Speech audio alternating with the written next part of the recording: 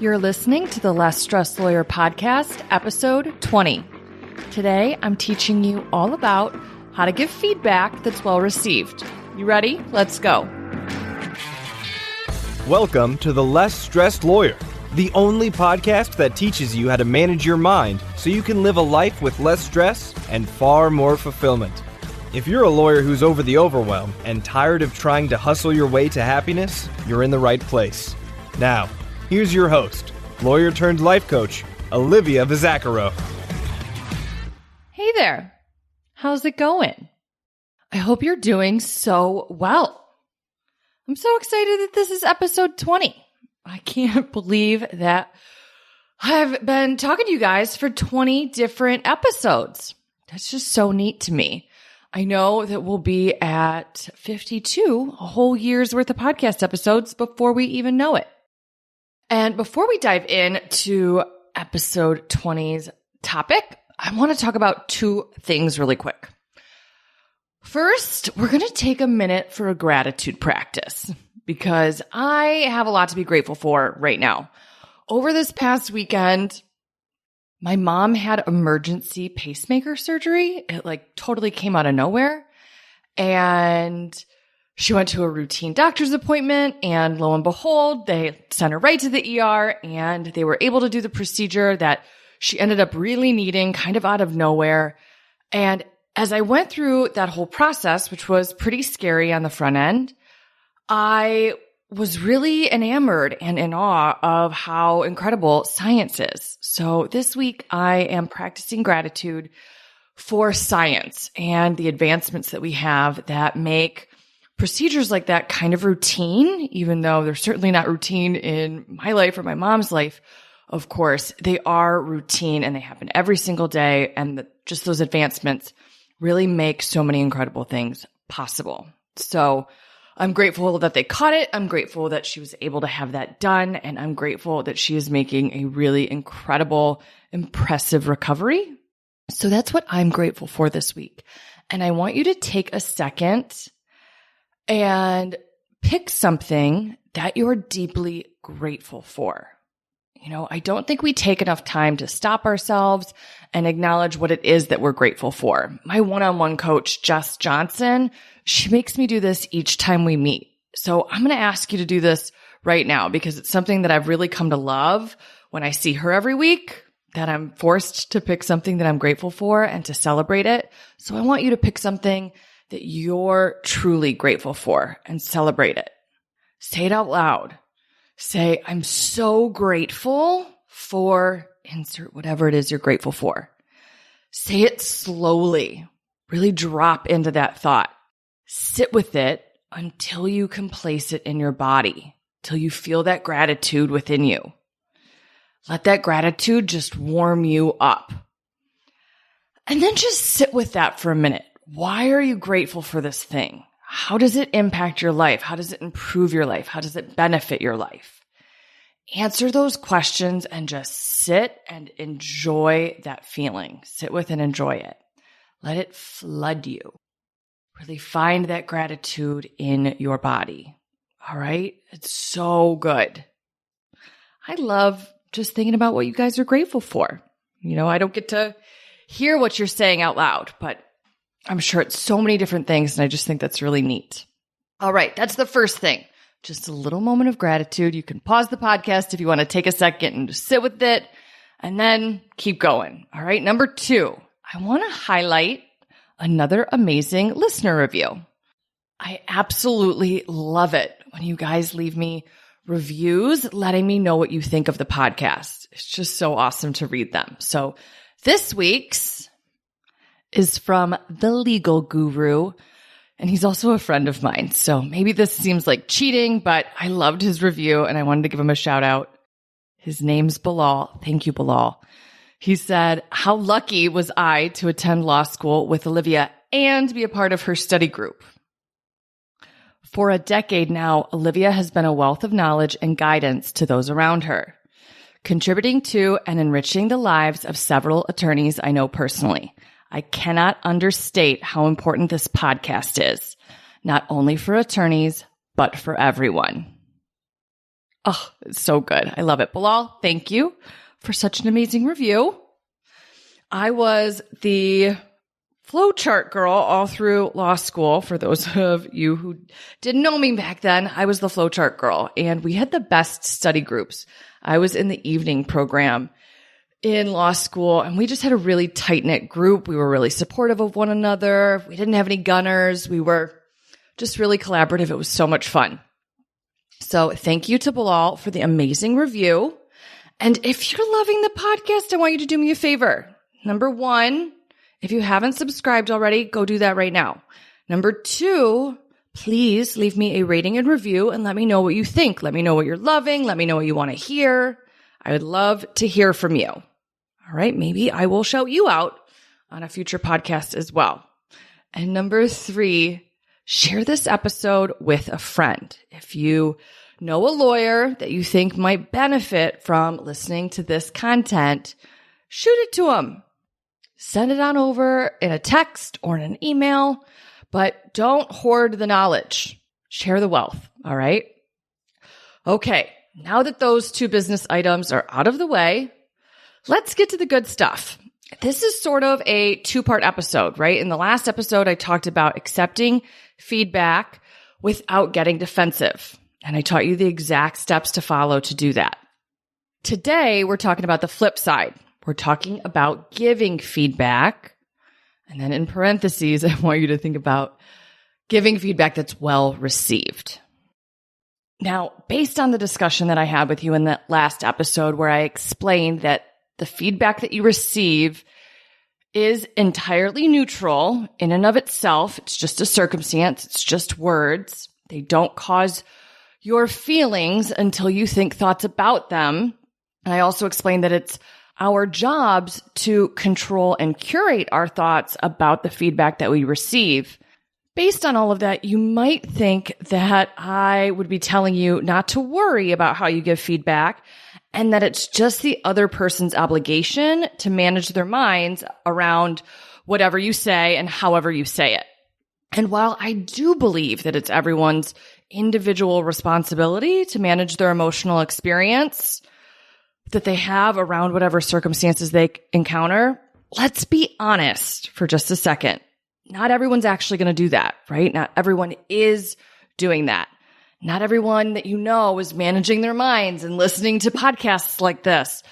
And they're probably not all aware that their thoughts are what cause their feelings. They probably blame the circumstances. Most people going through the world operate that way. They think the circumstances they encounter, so the words that you say to them, are what directly cause how they feel.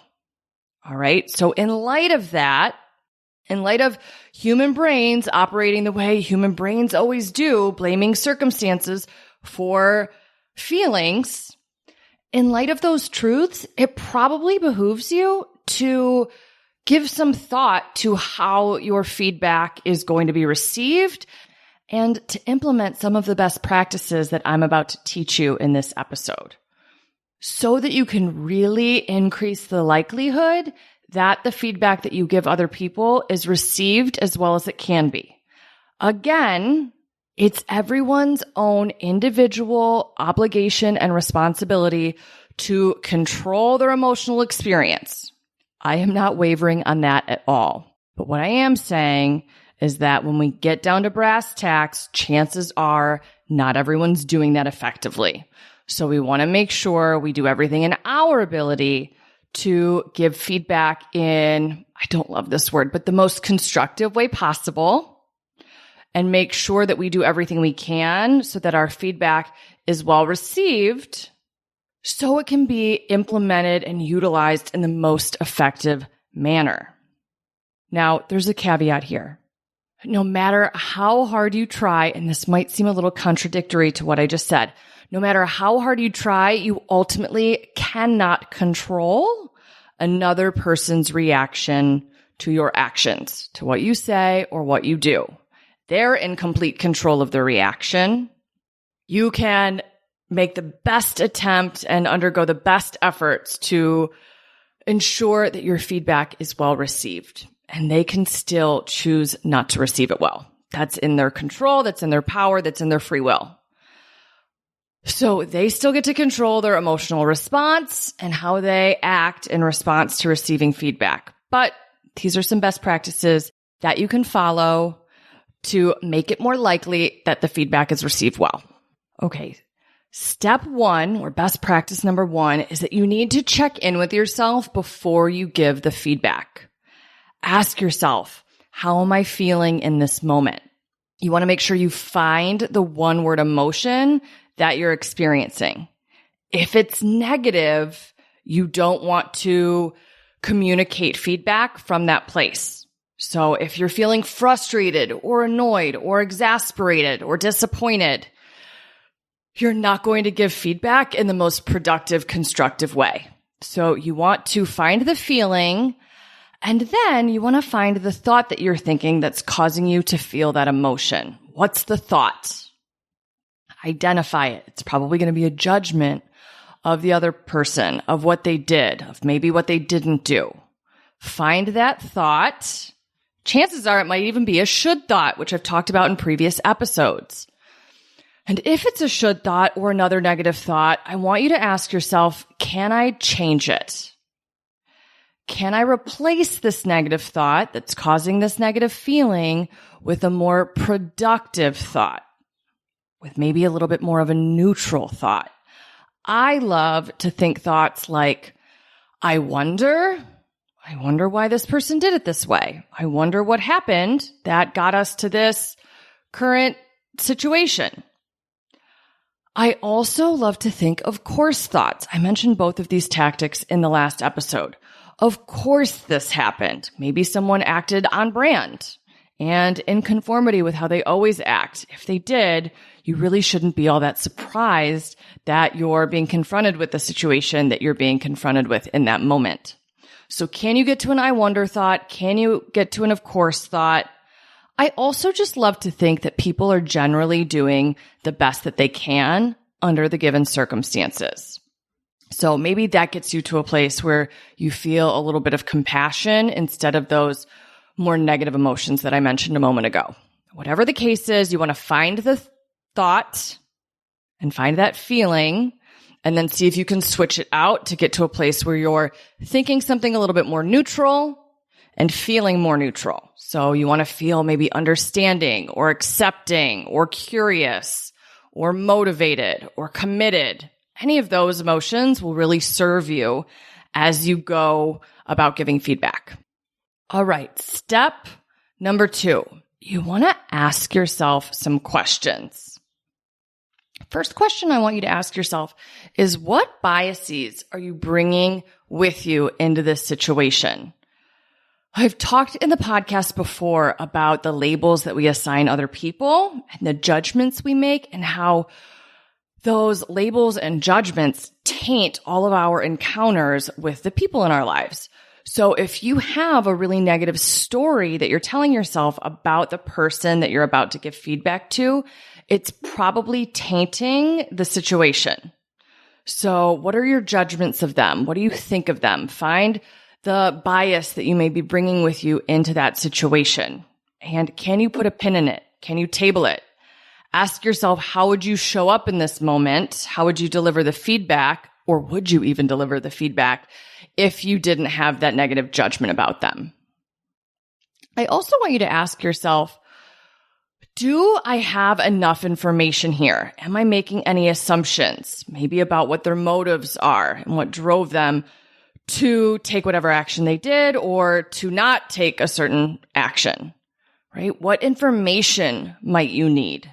Identify questions that you may want to ask to fill in the blanks, maybe before you go give the feedback. You also want to ask yourself, what result do I want to create in this encounter, in this exchange? Think about both the short-term and the long-term result that you want to create. And that's going to inform both how you give the feedback, maybe what feedback you give. It's going to be really instructive here. Now, once you get clear on the result that you want to create, we're going to work backwards. Okay, so that's the next step. Let's call it step number 3. I want you to decide on what you want to say when you communicate the feedback. Get really clear on exactly what you want to communicate. Then, once you've figured out the words that you want to say, I want you to find your why. Ask yourself, why do I want to say this? I want you to be brutally honest here.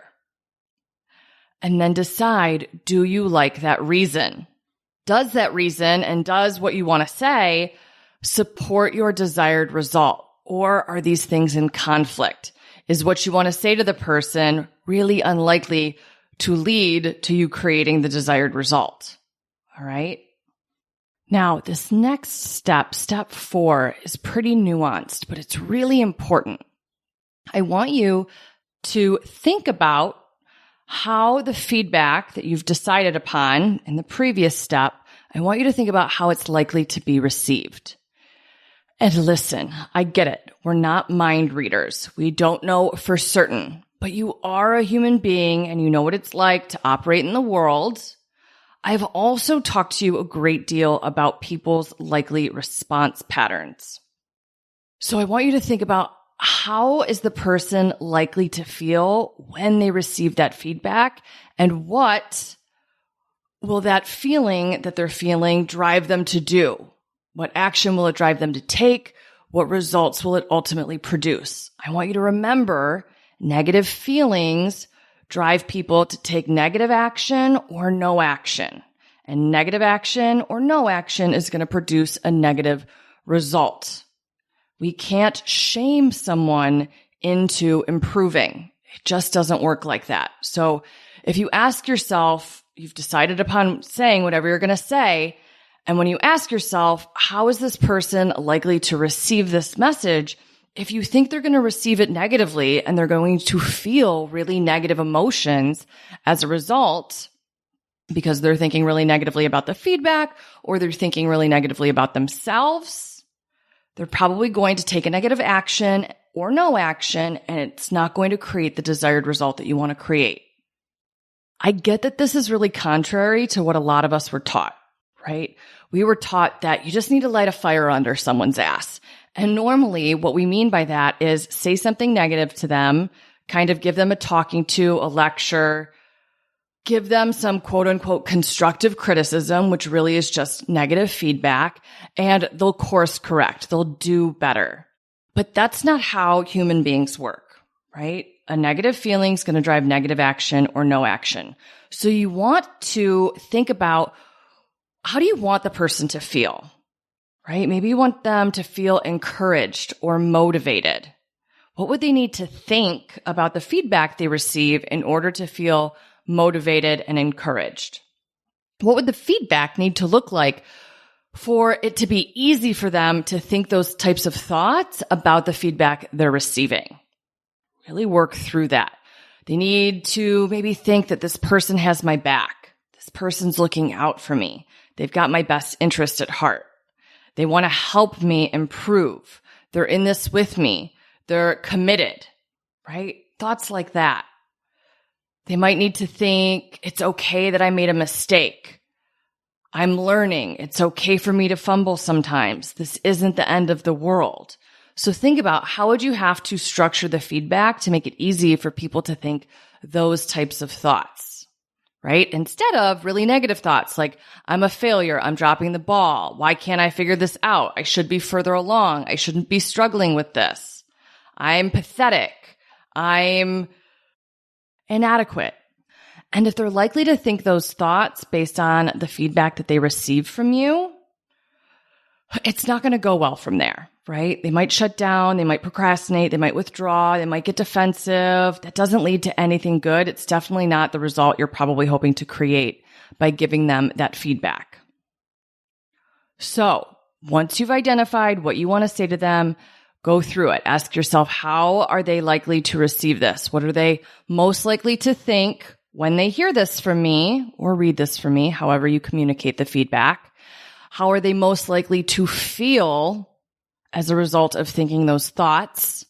And then based on that feeling, what are they most likely to do or not do? And what result is that going to produce? If you don't like your answers to those questions, you want to go back to the drawing board and come up with a different way to communicate that feedback or a different way to phrase that feedback altogether.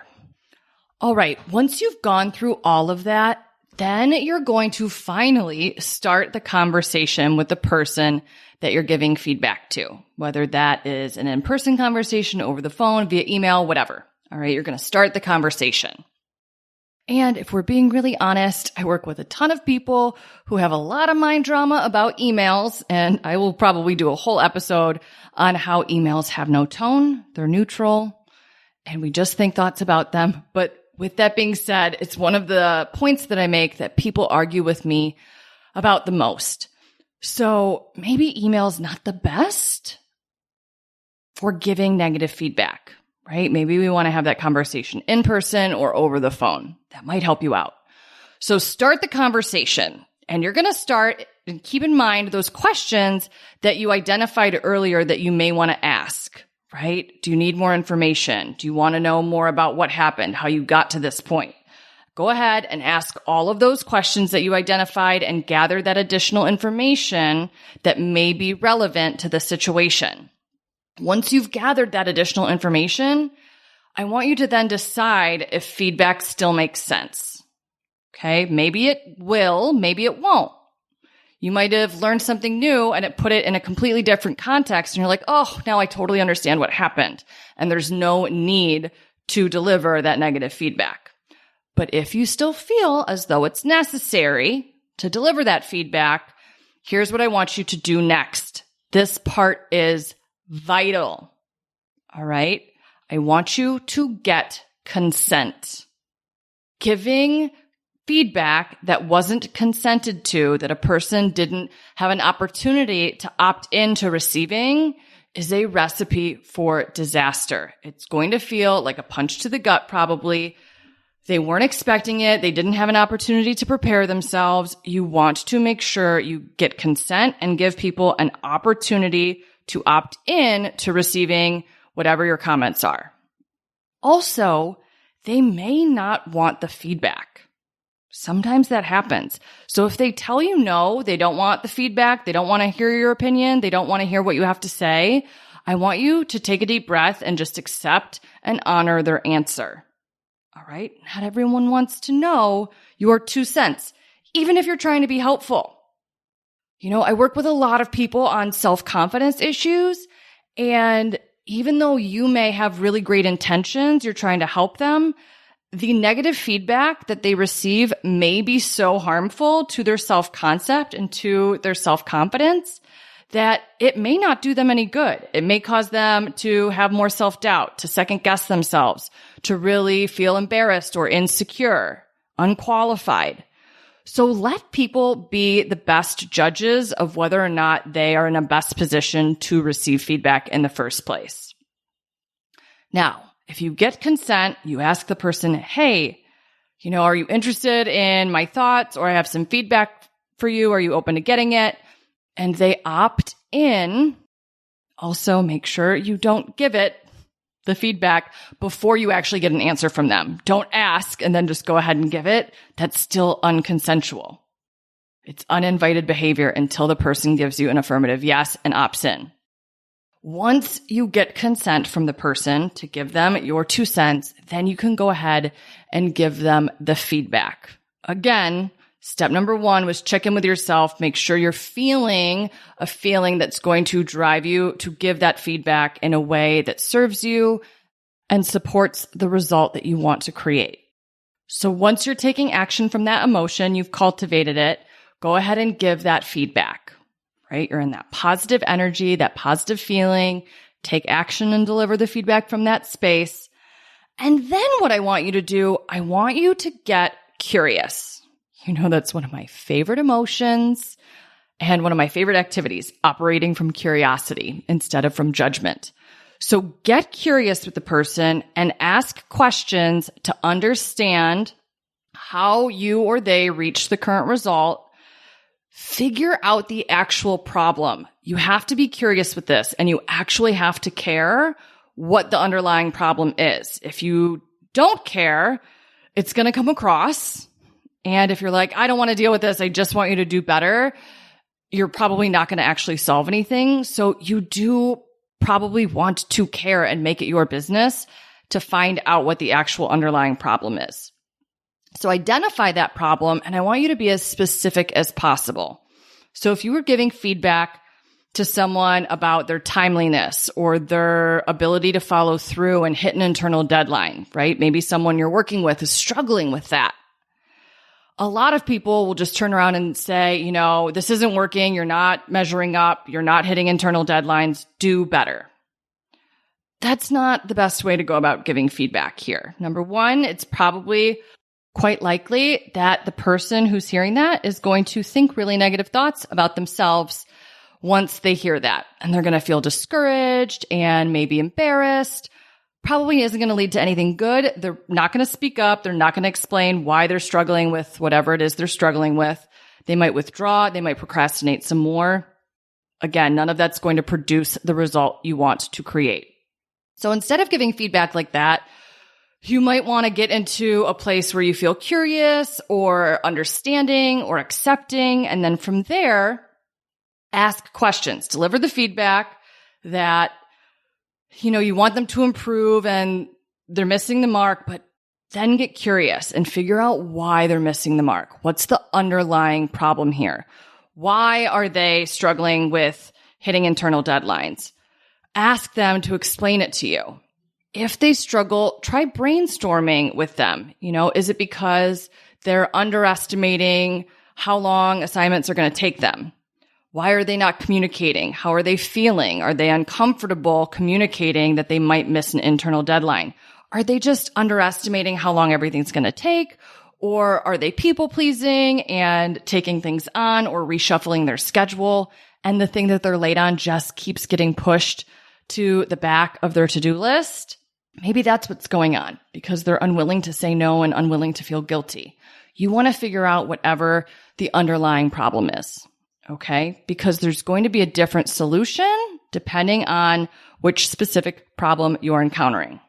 Once you've identified that problem, the last step here for giving feedback is to get a game plan with the person. I want you and them to decide what specifically will change, what you guys will do differently in order to remedy the situation going forward.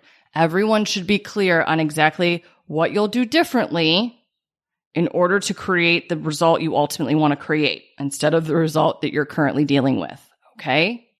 So get that game plan, make sure everyone's on the same page, and that way your feedback is really useful and productive. You've given it, it was consensual, it came from a really good place energetically, and it's specific enough and solution-oriented to actually remedy the underlying issue, to course correct and get you where you ultimately want to go.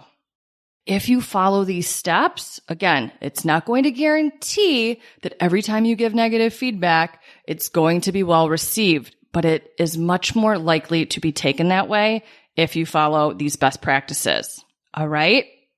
I wish you the best of luck in communicating any negative feedback you have to communicate. And that's what I have for you this week. I will talk to you guys in the next episode. Have a beautiful week. Thanks for listening to the Less Stressed Lawyer podcast. If you want more info about Olivia Bizzacaro or the show's notes and resources from today's episode, visit thelessstressedlawyer.com.